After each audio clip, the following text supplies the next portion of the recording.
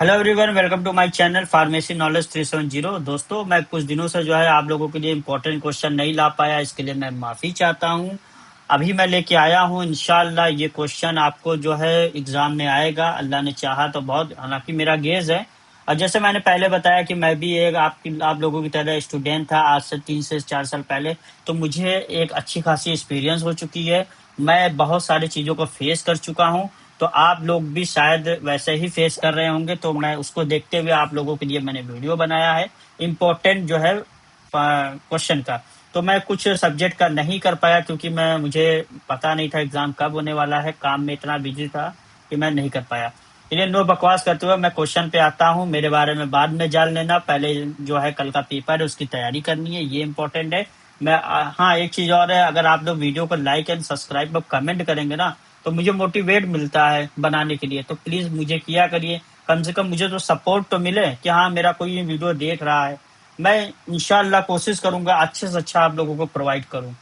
तो चलिए शुरू करते हैं। पहला क्वेश्चन क्या है? पहला क्वेश्चन हम लोगों का ये है, कह रहा write about the scope and objective of the pharmatherapeutics. Pharmatherapeutics का स्कोप और क्या है, ऑब्जेक्टिव के बारे में बताना है। इंट्रोडक्शन देना है। Pharmatherapeutics is the study of using medicine to prevent diagnose and treat the disease. मतलब क्या है, फार्माकोथेरेपेटिक्स का मतलब है कि बीमारियों को रोकने और पहचानने और उनके इलाज के लिए दवाओं को इस्तेमाल इस्तेमाल की पढ़ाई करना होता है। ठीक है, मैं अपना थोड़ा पेन हटा दूं, अब लिखता हूँ। हाँ, तो क्या है स्कोप, एक मिनट। हाँ, स्कोप ऑफ, एक मिनट लग रहा है, कहाँ गया? हाँ, ये देखिए, ये स्कोप ऑफ फार्माकोथेरेपेटिक्स क्या है, selecting the right drug for the right patient based on there condition. मतलब मरीज की हालत के हिसाब से उसके लिए सही दवा का चुनाव करना होता है। Determining the correct dose and the timing interval for taking medicine. मतलब दवा की सही मात्रा और उसे कितने समय के अंतर पर लेना है, ये तय करता है। ठीक है। Study studying how different medicine react when taken together. ये देखने ये देखने की जब अलग अलग दवाइयां एक साथ दी जाती तो कैसे असर करती है। ठीक है। उसके बाद monitoring the clinical effect and safety of drug in the human body. मानव शरीर में दवाओं के असर और उनके सुरक्षित होने की निगरानी करना। इसके ऑब्जेक्टिव देख लेते हैं। और भाई, क्वेश्चन के हिसाब से जैसे जैसे बताया गया है उस तरीके से आपको लिखना पड़ेगा लॉन्ग क्वेश्चन में। मैं पेंसिल ले लेता हूँ, फिर आप लोगों को समझ में आएगा। एक मिनट। हाँ, क्या ऑब्जेक्टिव ऑफ फार्मेकोथेरेपेटिक पूछ सकता है कि what is objective of pharmacotherapeutics, तो आपको बताना पड़ेगा। ठीक है। क्या है, to cure the disease and elimination the infection from the body. इसका क्या मतलब है?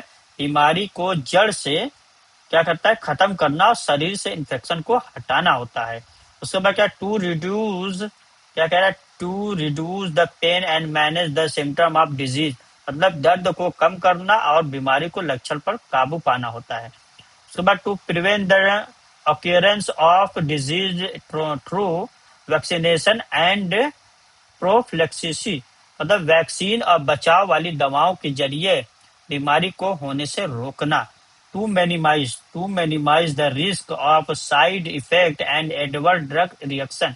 मतलब इसका क्या है, दवाओं के साइड इफेक्ट और उनके बुरे असर को, खतरे को कम करना होता है। ठीक है।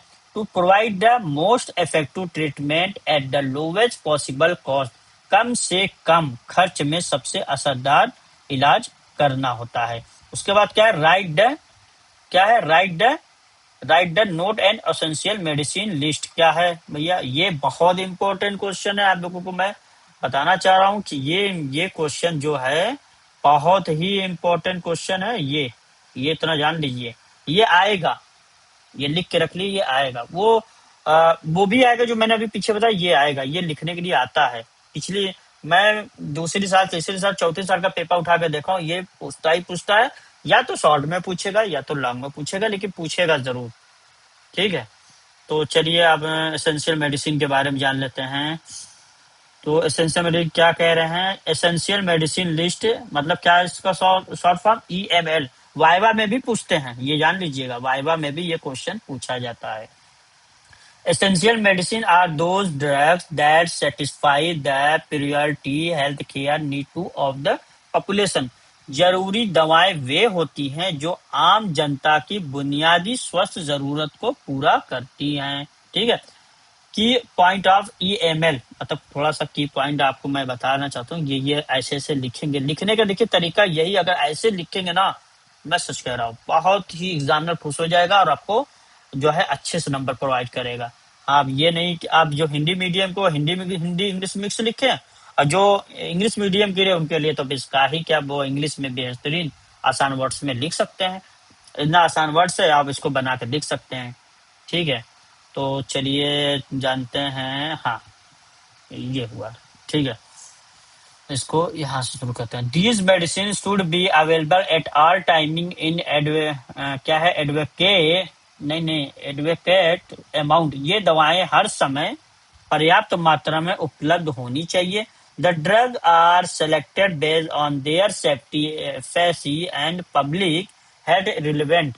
इन दवाओं को उनकी सुरक्षा और असर पर जनता की सेहत के लिए उनकी उपयोगिता के आधार पर चुना जाता है। ठीक है। They should be good quality and available at an affordable price. ये दवाएं अच्छी क्वालिटी की होनी चाहिए और उनकी कीमत इतनी कम होनी चाहिए कि सब खरीद सके। जी बिल्कुल।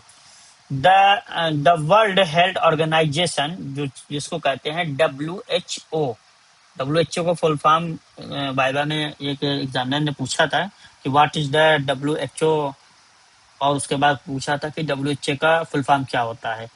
तो एग्जाम पूछा था एक स्टूडेंट से जो मेरे साथ पढ़ रहा था, तो उसने ये बताने से ये भूल गया था, क्योंकि यही कॉमन चीज होती है, तो ये चीज इसने बताने से भूल गया था।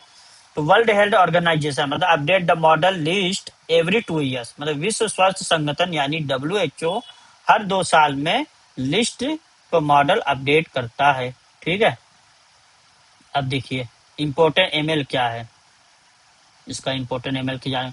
The help the government in better supply and distribution of medicine. ये सरकार की दवाओं को बेहतर सप्लाई और वितरण में मदद करता है, मतलब डिस्ट्रीब्यूट करता है। ठीक है। It guidance the hospital to stock medicine that are actually needed by most people. या ये क्या करता है, अस्पतालों को उन दवाओं का स्टॉक को रखने का सलाह देता है जिनकी जरूरत सबसे ज्यादा होती है। It promoted the rational use of drug and reduce the health care cost. ये दवाओं को सही इस्तेमाल को बढ़ावा देता है, इलाज को खर्च करने को कम करता है। ठीक है। तो ये होता है। चलिए नेक्स्ट क्वेश्चन, ज्यादा डिटेल देंगे तो बहुत दिक्कत हो जाएगी क्योंकि क्वेश्चन ज्यादा है और टाइमिंग भी बहुत कम है।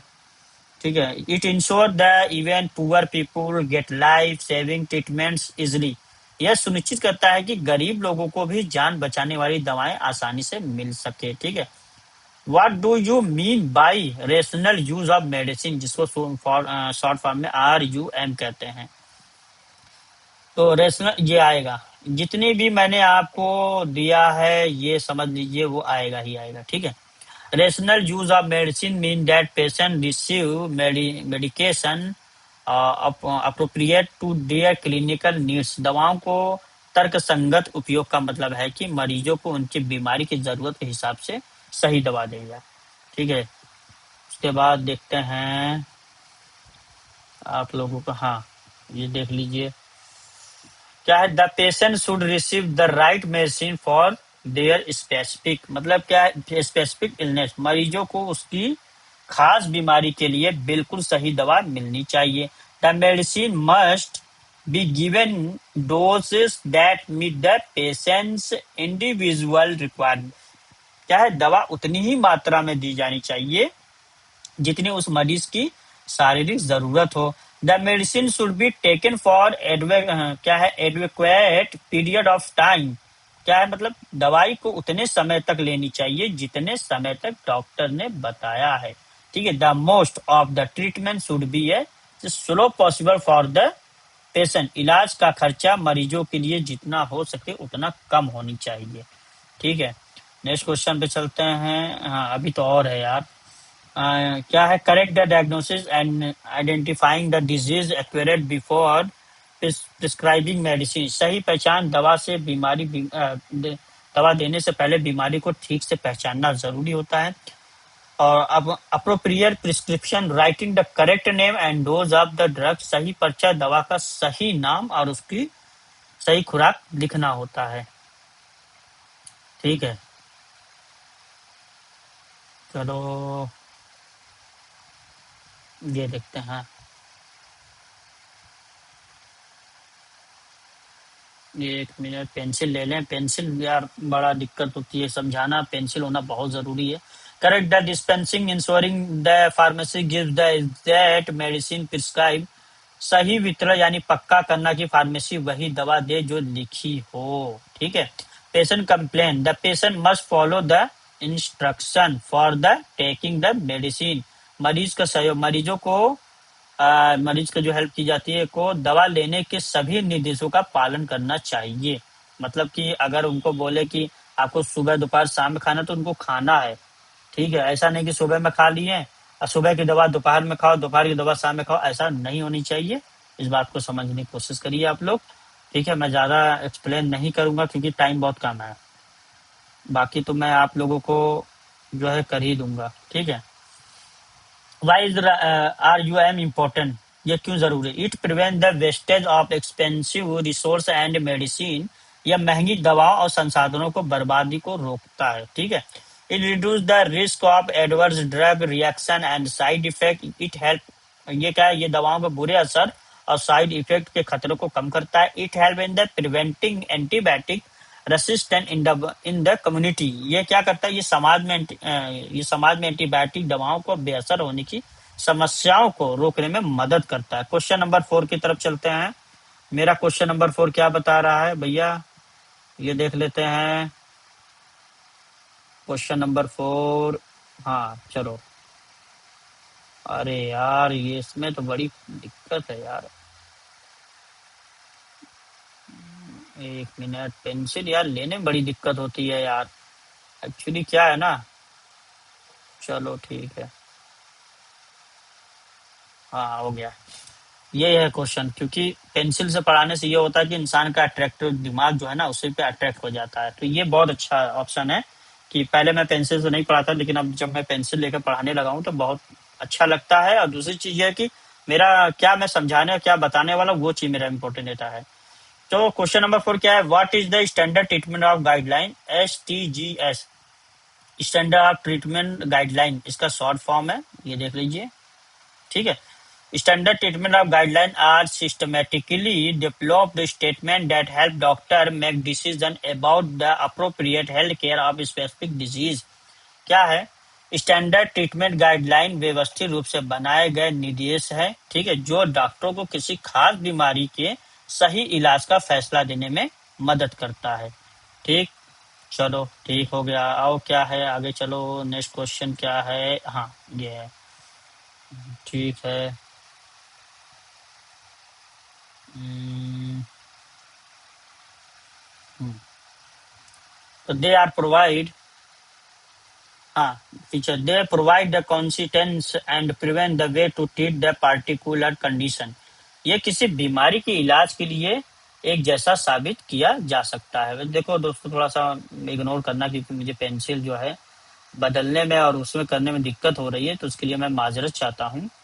मैं कोशिश करूंगा कि आप लोग इसको मैं इग्नोर कर, क्योंकि ये मेरा फर्स्ट है तो पेंसिल लेने में थोड़ी दिक्कत हो रही है। तो STGS list the preferred drugs and their dosages for different level of health care. ये गाइडलाइन अलग अलग स्वास्थ्य केंद्रों के हिसाब से सबसे बेहतर दवाओं और उनकी मात्रा को लिस्ट देती है।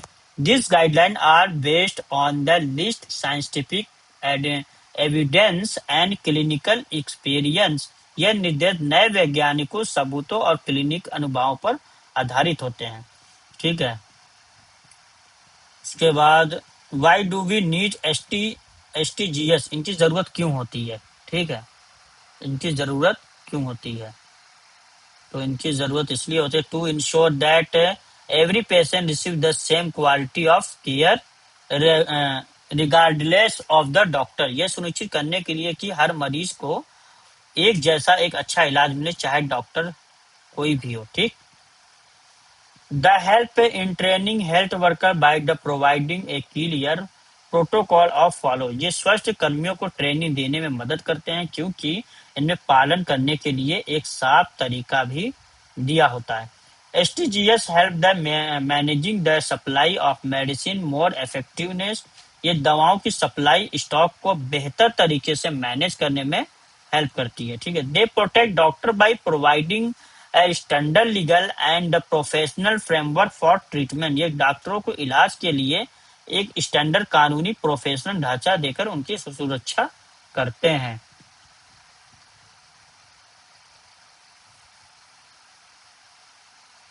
क्या एडवांटेज ऑफ एसटीजीएस क्या? For patient they get the most effective treatment and better outcomes. मरीजों के लिए उन्हें सबसे असरदार इलाज मिलता है और उनकी सेहत जल्दी ठीक हो जाती है।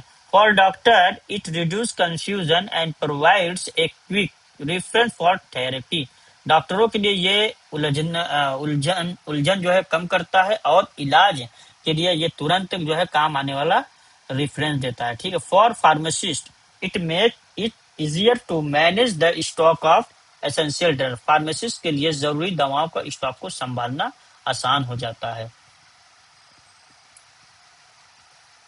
5 क्वेश्चन के तरफ हम लोग जा रहे हैं। शायद ये जो है अभी आप लोगों को मैं बहुत सारे क्वेश्चन देने वाला हूं, पर ये तभी दूंगा इंपॉर्टेंट क्वेश्चन जब आप हम मेरे चैनल को लाइक करिएंगे और सब्सक्राइब करेंगे, तभी मिलेगा भाई। बहुत मेहनत करनी पड़ती है आप लोगों के लिए, आप लोग कुछ करते ही नहीं है तो मैं कहाँ से वो करूँ। तो आप लोग मेरा कम से कम करिए तो मुझे मोटिवेट तो मिले कि हाँ आप लोग कर देखते हो करते हो। बहुत मेरे पास है, ऐसा ऐसा मेरे पास है ना कि मैं दे दूंगा ना, वही वही क्वेश्चन आएगा, ये आप जान लीजिए। लेकिन आपको लाइक एंड सब्सक्राइब करना पड़ेगा तभी हो पाएगा। Question number 5, what do you mean by evidence based medicine? ये इंपॉर्टेंट ऑफ एविडेंस, क्या एविडेंस बेस्ड मेडिसिन क्या है?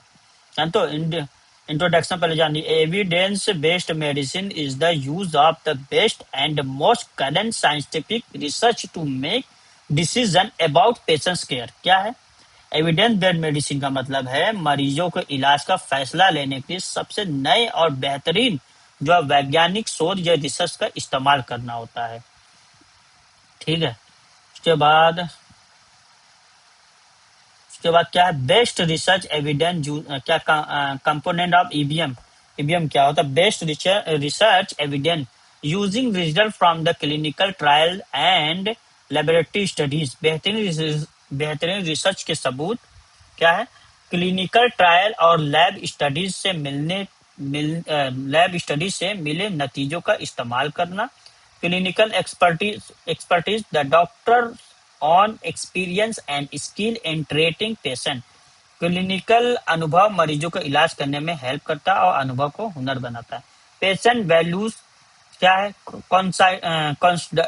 Considering the patients on preference and concerns. मरीजों की पसंद।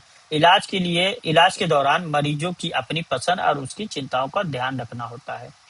माफी चाहता हूँ क्योंकि मुझे बहुत जल्दी करना है, मैं जल्दी के चक्कर में मुझसे जल्दी होता नहीं है, इसी के लिए मुझे जो है मेरी जबान लड़खड़ा जाए। इसके लिए आप लोग कोशिश करेंगे, आप लोग इग्नोर करोगे। ठीक है।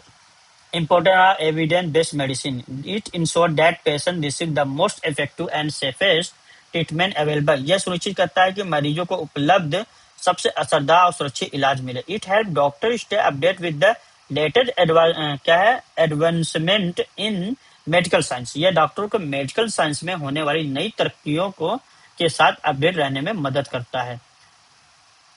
It reduces the chance of error and wrong treatment based on old belief. यह पुरानी मान्यताओं पर आधारित गलत इलाज और गलतियों की गुंजाइश को कम करता है। It improves the transparency between the doctor and the patient. एक डॉक्टर और मरीज के बीच के भरोसे और पारदर्शिता को बेहतर बनाता है।